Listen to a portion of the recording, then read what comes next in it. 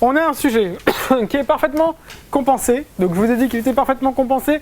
Il a un AL max de 4. Il a sa distance harmone. Donc la distance harmone, je vous la rappelle, c'est la distance à laquelle le sujet aimerait travailler. C'est la distance idéale de travail, c'est la distance entre le pouce et le coude qui doit être la même qu'entre le pouce et l'œil. Très bien. Cette personne-là, elle pourra voir de l'infini jusqu'à 50 cm avec sa vision de loin. Et pour voir entre 50 et 40, qu'est-ce qu'elle va faire? Elle va basculer dans sa vision de près. D'accord? Elle n'aura pas de trou, pas d'écart entre les deux. Elle va pouvoir basculer d'une vision à l'autre sans avoir d'inconfort, voire pire, de vision floue.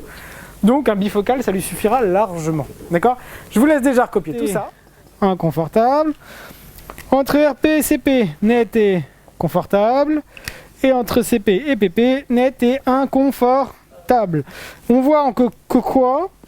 Que entre 1 mètre et... j'ai une zone de vision floue. Zone de vision floue. D'accord? Donc en fait, voilà, là à ce moment-là, on ne pourra pas passer sur des bifocaux, ça ne sera pas possible parce qu'il va être... alors, il va être confortable à 40 cm, mais s'il veut travailler un ordinateur par exemple, là pour le coup, ça va être un peu problématique parce que la distance à laquelle on veut travailler quand on regarde un ordinateur, c'est à peu près 70 à 80 cm. On est en plein dedans, il verra flou. Donc pour éviter d'avoir cette chute brutale d'acuité à ce moment-là, on va lui proposer donc des progressifs. D'accord? Il porte plus 4 sur l'œil droit et il porte moins 2 sur l'œil gauche. Il est ce qu'on appelle anisométrope. D'accord? Anisométrope, ça veut dire quoi? C'est-à-dire que je n'ai pas les mêmes amétropies sur les deux yeux. C'est tout simplement ça. Donc, on va regarder ce qui va se passer, après on va passer sur une conclusion. Alors on y va, première étape.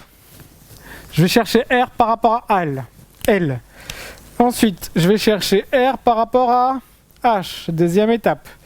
Ensuite, je vais chercher M par rapport à H.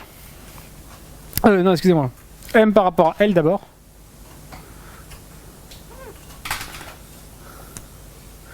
Donc là, c'est 3.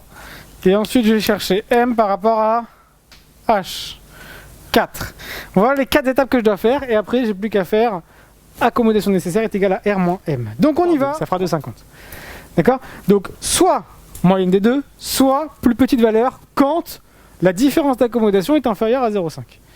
Quand la différence d'accommodation est comprise entre 0,5 et une dioptrie, cette règle-là marchera encore, mais on va devoir faire une autre conclusion.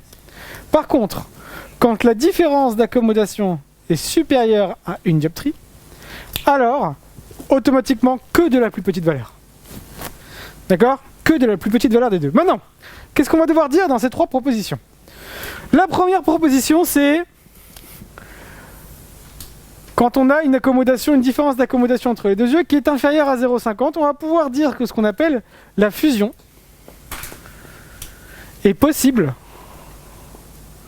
et confortable.